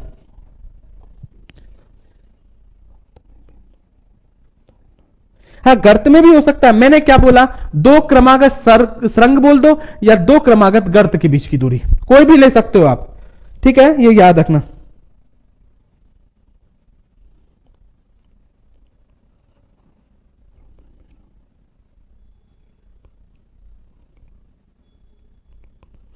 ठीक है, अगली बात सुनो। हाँ, सब कुछ वही कर लो, कोई नोट्स बनाया वो दे दो, वो कर लो, ये चीजों में ही कर। देखो, इतना टाइम तुम्हारे पास है कहां, मुझसे पूछो। तुम चीज को साथ में पढ़ते रहो, इतना टाइम मत करो, तुम टाइम बर्बाद मत करो, चीज को साथ में समझने की कोशिश करो। तो मैंने कहा दो क्रमागत संपीड़नों विरलनों के बीच की दूरी को क्या कहते हैं, तरंग दैर्घ्य। और कोई पूछे तरंग दैर्घ्य का मात्रक क्या होता है, तो क्या बोलोगे, एंगस्ट्रॉम होता है। क्लियर। और एक एंगस्ट्रॉम में कितने मीटर होते हैं, 10 की पावर -10 मीटर। अब मैं एक संबंध बता रहा हूं आपको, ठीक है। एग्जाम में दोस्तों ये क्वेश्चन बहुत आता है, और याद रख लेना कि वेग,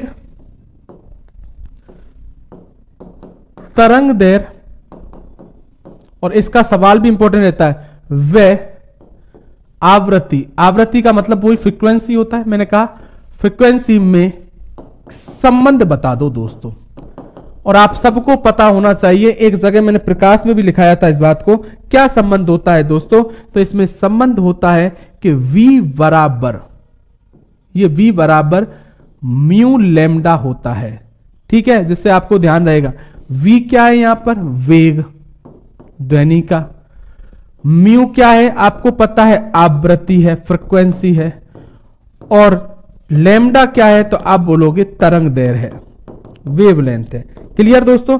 तो मैंने क्या बोला एग्जाम में दोस्तों, एग्जाम में क्या करेगा, कभी एग्जाम में क्वेश्चन पूछेगा, एग्जाम में क्या, पहले की रेलवे की एग्जामों में ऐसा हुआ है, बहुत बार ये क्वेश्चन पूछा गया है कि वेग, वेलोसिटी, वेवलेंथ एंड फ्रीक्वेंसी, या वेग, तरंग दैर्घ्य, आवृत्ति में क्या संबंध है, तो आप बोलोगे V बराबर म्यू लैम्डा होता है, ठीक है। अब देखो, ये मत क्या करो, कहीं म्यू की जगह एन भी लिखा मिल जाए तो कोई बड़ी बात नहीं है, इसको नीटा बोलते हैं, वैसे एन नहीं होता है, नीटा। लेकिन आपको पता है एन लैम्डा हो या म्यू लैम्डा, लेकिन म्यू और एन का मतलब क्या है, आवृत्ति। तो आप तो ये याद रख लो कि वेग बराबर किसके होता है, आवृत्ति इंटू किसके होता है, तरंग दैर्घ्य के। क्लियर है दोस्तों, इतना आपको क्लियर रूप से इसके बारे में पता होना चाहिए। तो ये काम की बात थी, इसको ध्यान रखना, एग्जाम में अगर आपसे पूछा जाए तो आपको इसके बारे में इतना पता होना चाहिए। अब मैं आपको एक सवाल बताता हूं जो इस साल के लिए सबसे इंपॉर्टेंट है। एग्जाम में ऐसे सवाल पूछे जाएंगे, लेकिन एक सेकंड रुको, पहले ये स्लाइड पूरी हो गई।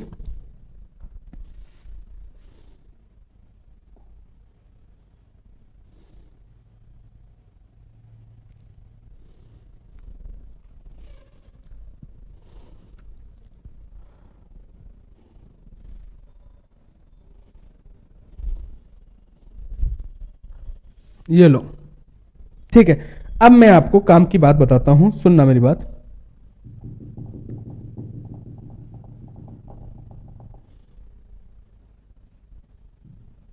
ठीक है दोस्तों, मैं एक सवाल लिखता हूं, आपको सुनना मेरी बात।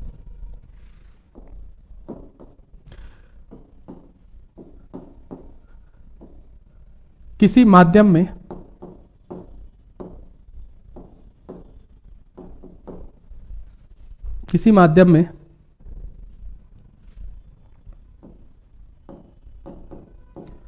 ध्वनि की आवृत्ति, किसी माध्यम में ध्वनि की आवृत्ति 220 हर्ट्ज है तथा वेग, वेग मतलब वेलोसिटी, वेग 440 मीटर प्रति सेकंड है। मैं कह रहा हूं दोस्तों, इस साल इस तरीके के सवाल पूछे जाएंगे, है तो दो तीन जगह से सवाल, मैंने विद्युत में सवाल बताया आपको कहां से पूछे जाते हैं, ध्वनि में बताया कहां से पूछे जाते, चुंबक में आपको ट्रांसफार्मर बताया, और कहीं ज्यादा सवाल नहीं पूछे जाएंगे कहीं से, और यहां से सवाल पूछा जाता है। और इस साल के लिए बहुत इंपॉर्टेंट है इस तरीके के सवाल। ध्वनि की आवृत्ति 220 हर्ट्ज है तथा वेग 440 मीटर प्रति सेकंड है, तो तरंग दैर्घ्य ज्ञात करो दोस्तों। चलो आंसर दो। मैं पहले आपसे इसलिए कराता हूं कि अब आपकी एग्जाम नजदीक है, कितने आप लोग तैयार हो बताओ मुझे, जल्दी दो आंसर।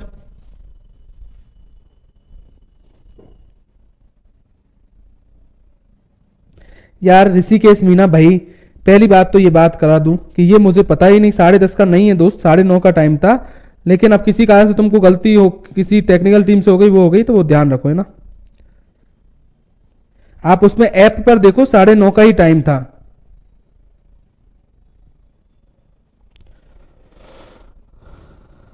हाँ दोस्तों, सबका आंसर आ रहा है, नरेश चंद बा, राजेंद्र, कैलाश चंद, सबका 2-2-2 है, ठीक है, सब पढ़ने वाले हो गए ना। चलो, जब संग में ये फिक्स है, जब अच्छा पढ़ोगे तो अपने आप अच्छा दिमाग भी काम करने लग जाएगा हर चीज का, अब आपको सवाल भी सीधे लगेंगे। देखो क्या दे रखा है, आवृत्ति, ये म्यू दे रखी है कितनी, 220 हर्ज दे रखी है, समझ लो एक बार सब, ठीक है। वेग दे रखा है, वी दे रखा है कितना, 440 मीटर प्रति सेकंड। क्लियर। क्या पूछा है, लेमडा। आप एग्जाम में सोचो, ऐसे मत सोचो कि आज तो आपके सामने सवाल था, क्योंकि मैंने अभी थोड़ी देर पहले आपको तरीका बताया था, बहुत आसान होगा। एग्जाम में देखो यार, ये तीन चीजें, एक चीज पूछ रहा है, इन तीनों में संबंध क्या है, तो आप संबंध याद करोगे तो आप ये रहेगा कि v बराबर म्यू लेमडा होता है। हमको क्या निकालना है, लेमडा, तो हम ये कहेंगे लेमडा बराबर होता है v अपॉन म्यू होता है। क्लियर है दोस्तों। तो मैं कहूंगा लेमडा बराबर v मुझे कितना दे रखा है, 440 दे रखा है, म्यू कितना दे रखा है मुझे, 220 दे रखा है। मैंने इसको काटा तो कितना आया, 2, क्या आएगा, 2 मीटर आएगा दोस्तों, क्योंकि ये मीटर बटे, आप ये मत कहना एंगस्ट्रॉम में, लेकिन आपको पता है ये सब चीजें मीटर में थी, तो ये भी आंसर किस में आएगा, है तो दूरी है, मीटर में आएगा।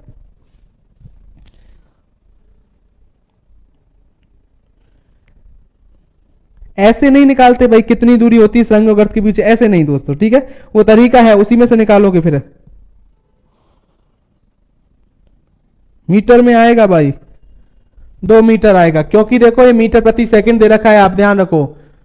ये तो मैंने कहा था, ज्यादातर हम एंगस्ट्रॉम में बहुत बार जगह लिखते हैं, तो वो भी तरंग दैर्घ्य का ही मात्रक होता है, लेकिन है तो एक एंगस्ट्रॉम में 10 की बार -10 मीटर होते, बताया था। चलो एक और सवाल बता दूं, तुम भी क्या याद रखोगे, देखो एक और बताता हूं, चलो।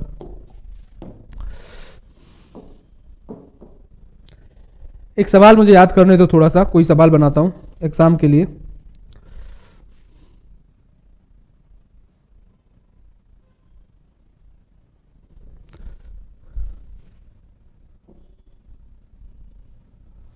ठीक है, लिखो। सवाल बताता हूं कि किसी माध्यम में ध्वनि की आवृत्ति 4 किलो हर्ट्ज है। कितनी है? 4 किलो हर्ट्ज। तथा तरंग दैर्घ्य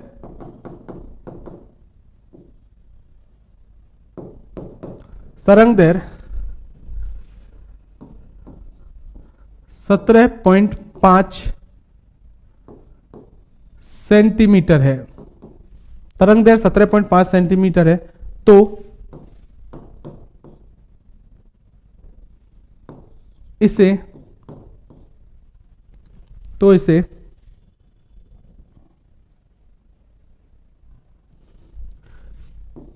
3 किलोमीटर दूरी चलने में कितना समय लगेगा? अब देखो, अब मैंने सवाल को थोड़ा बढ़ा के लिख दिया, एग्जाम में ऐसा पूछा जाए आपसे। ठीक है, ठीक है, सवाल देख लो। आप लिख दिया, मैंने कोई सवाल आपको लिख दिया इस तरीके से। एग्जाम में देखो, एग्जाम की दृष्टि से सोचो। पहली बात तो ये सोचना, अभी तो आपका ये और है, मैं फिर बोल रहा हूं दोस्तों, टफ इसलिए हो जाते हैं सवाल कि आज आप पर्सनल एक एक चीज पढ़ रहे हो, आपको पता है कि यहां ये फॉर्मूला लगेगा, आपके दिमाग में ये गूंजा हुआ है, लेकिन जैसे ही एग्जाम में पहुंचोगे तो सब मैटर एक जगह इकट्ठा होगा, वहां ढूंढना होगा कि आप किस चीज का क्या पूछ रहा है और उसका आंसर क्या जाएगा। देखो दोस्तों, हमको आवृत्ति दे रखी है, पहले दे रखी है वो लिखो, ये म्यू दे रखा है हमको कितना? 4 किलो हर्ज। पहला काम क्या है? ये किलो हर्ज है, इसको किस में बदलो? हर्ज में। तो क्या लिखोगे? किलो को हर्ज में तो क्या कर दोगे? 1000 से गुणा, तो 4000 हर्ज हो जाएगा। ठीक है। दूसरा, हमको लैम्डा दे रखा है कितना? 17.5 सेंटीमीटर दे रखा है। आप सेंटीमीटर दे रखा है, पहले इसको मीटर में बदलो दोस्तों, तो आपका कितना आएगा? 0.175 मीटर आएगा। सही है दोस्तों? क्लियर? अब मुझे बताओ, क्या पूछा है? 3 किलोमीटर की दूरी चलने में कितना समय लगेगा? आप सबको पता है कि वेग बराबर या चाल बराबर, आप सबको पता है कि चाल बराबर या वेग बराबर दूरी बटे समय होता है। वो बात भूल जाना, अभी विस्थापन बटे समय वो अलग बात है। चाल बराबर दूरी बटे समय। अब मुझे बताओ, आपको दूरी दे रखी है और समय पूछ रहा है और चाल नहीं दे रखी है, क्या इससे चाल निकल सकती है? वेग निकल सकता है? बिल्कुल वेग निकल सकता है। पहले आप क्या करो, इससे वेग निकाल दो, ये वेग निकाल दो, आराम से पता चल जाएगा। क्या फॉर्मूला था कि हमको पता कि v बराबर होता है म्यू लैम्डा। v निकालना है चाल या वेग, तो म्यू कितना दे रखा है? देखो आप, म्यू दे रखा है 4000 इंटू लैम्डा कितना दे रखा है? तो आप बोलोगे 0.175। सही चल रहा है क्या? देख लो आप। ठीक है, आप देख लो इसको, v बराबर, आप इसको ऐसे लिख दो शॉर्ट में, आपको सबसे अच्छा तरीका, ये 4000 इंटू 175 बटे 1000 कर दो। पॉइंट की जीरो नीचे लिया है, 3 जीरो से 3 जीरो कटा, तो v बराबर कितना आया? 428 और 2 30 जीरो और 4 एकम से, मेरे हिसाब से 700 मीटर प्रति सेकंड आएगा। देख लो आप, आएगा कि नहीं आएगा? v आएगा, बिल्कुल 700 मीटर प्रति सेकंड आएगा। फिर क्या करना था हमको क्या मिल गया दोस्तों? हमको v मिल गया 700 मीटर प्रति सेकंड। हमको क्या पूछा है सवाल में दोस्तों? 3 किलोमीटर दूरी चलने में कितना समय लगेगा? तो आप सबको पता है कि समय बराबर होता है दूरी बटे वेग, भी लिख सकते हो, वेग या चाल। समय निकालो दोस्तों, कितनी दूरी दे रखी है? दूरी कितनी थी? 3 किलोमीटर। वेग कितना दे रखा है? 700। ठीक है, लेकिन इधर देखो, ये कितने में दे रखा है? 3 किलोमीटर दे रखा है दोस्तों। पहले तो इसको तो बदलो मीटर में, 3 किलोमीटर को बदलोगे मीटर में तो किससे गुणा करोगे? 1000 से। 1 जीरो से कितनी गई? 2 जीरो से कितनी चली गई? 2 जीरो बची, 1 बची, तो बचा कितना आपका? 30/7 बचा, तो आप बोलोगे 7 चौकू 28 और 2 बचे, कितने बचे 2 और 7 दूनी 14, 4.2 सेकेंड। उठाओ, टाइम नहीं लगेगा दोस्तों एग्जाम में। जिन लोगों को समझ में आ रहा है उनको पता चल रहा है एग्जाम में इस तरीके के सवाल पूछे जाएंगे, तो आप इस तरीके से बता देना, ठीक है। कोई बात समझ में आई? कुछ नहीं था सवाल में दोस्तों, टाइम इसलिए लगता है क्योंकि अपन पूरा प्रोसेस लिख रहे हैं जिससे आपको समझ में आए। आप एग्जाम में करोगे तो कैसे करोगे? आप देखोगे आवृत्ति दे रखी है, मुझे तो तरंग दे रखा है, मुझे तो वेग निकालना है, वेग निकाल दिया मैंने इस फॉर्मूले से, ये आंसर आ गया। मुझे दूरी दे रखी है, समय पूछ रहा है, कोई दिक्कत नहीं, वेग तो निकल ही गया, दूरी। तो एग्जाम में देखो एक बात समझा करो, कभी कभी क्या सवाल को तुम टुकड़ों में, जैसे मैथ में करते हो वहां इसी तरीके से देखा करो। यहां क्या करते हो तुम, जैसे ही सवाल लेते हो, देखो मैं आता हूं फिजिक्स में क्या करते हो आप, सबसे बड़ी गलती लोगों की, आप इस बात की हेविटी डाल लो इस बात को, कभी भी सवाल पढ़ो तो जो चीज दे रखी है उनको लिखा करो साथ में, क्या पूछ रखा है वो लिखा करो साथ में, फिर सवाल। तुम क्या करते हो, ऐसे पढ़ते हो, ये दे रखा है ये और 3 किलोमीटर की दूरी, यार ये दे रखी है, ऐसे नहीं चलता है काम दोस्तों। उसमें फिर तुम कंफ्यूज होते हो, यार 3 किलोमीटर दूरी चलने में क्या तो सवाल पूछा है क्या नहीं, इसका तरीका फिर तुमको समझ में आएगा जब लिख लोगे ना। क्या 3 किलोमीटर दूरी चलने में समय पूछता है, समय बराबर दूरी बटे क्या होता है 4, तो हमको दूरी निकालने के लिए हमको दूरी दे रखी है, हमारे पास चाल या वेग नहीं था, तो चाल और वेग निकालने का कोई तरीका है क्या इसमें? बिल्कुल है, क्योंकि हमको आवृत्ति और लैम्डा दे रखे, तो हमने क्या निकाल दिया, वेग या चाल। तो बात समझ में आई दोस्तों? तो ये ध्यान रखो, ऐसे ही क्वेश्चन आए हैं सर जी, बिल्कुल आएंगे दोस्तों। आप एग्जाम में मैं फिर बोल रहा हूं, आते तो कहां है, मैंने कोई अलग से पढ़ाया है दोस्तों, नहीं 10th क्लास की बात, 9th क्लास की बुक में दोस्त, लो आप 9th क्लास की बुक का सवाल है इसका, कौन सा मैंने बड़ी बात की है। मैं फिर बोल रहा हूं, तुम पढ़ते ही नहीं हो तो इसका क्या मतलब है, या तुमको कोई पढ़ाता ही नहीं है तो इसका क्या कर सकता हूं मैं, इसका मैं कुछ नहीं कर सकता। मेरा फिर बोल रहा हूं ये बात, तुम कितना ध्यान देते हो इस पर। तो आज अपन ने जो बातें पढ़ी हैं वो बहुत कुछ बातें ऐसी इंपॉर्टेंट है, ध्वनि के बारे में बहुत सीधे सीधे क्वेश्चन आएंगे दोस्तों। मैं आपसे फिर बोल रहा हूं क्लियर रूप से, उन सबको दिमाग में बैठा लेना, एग्जाम में कोई ना कोई क्वेश्चन पूछा जाएगा। और भी बातें ध्वनि के बारे में तो मैं फिर कल की क्लास में ही आपको बताता हूं। इन चीजों को, आज काफी चीजें पढ़ ली आप, इन चीजों को दिमाग में रखो, याद करो, फिर मैं कल बताता हूं। और कल ही नया टॉपिक भी स्टार्ट हो जाएगा, ठीक है, क्योंकि ध्वनि के बारे में कोई बड़ा नहीं है पॉइंट, छोटे छोटे टॉपिक चलेंगे। अब आपको भी पता है, इसलिए मैंने पहले ही कह दिया था बड़े बड़े टॉपिक हो गए, अब छोटे छोटे टॉपिक चले, फिर इसके बाद कोई नेक्स्ट टॉपिक लेंगे। मैं पहले ही कह दिया नेक्स्ट टॉपिक ध्वनि के बाद तरंग ही लेंगे, लेकिन अभी ध्वनि का पार्ट है जो कल मैं बताऊंगा। तो आज के लिए मेरे हिसाब से बहुत है दोस्तों, आज वैसे भी आपकी बहुत क्लास हो चुकी है, तो आज के लिए बहुत है। चीजों को साथ साथ में पढ़ते रहो सर, ठीक है ना। धन्यवाद दोस्तों।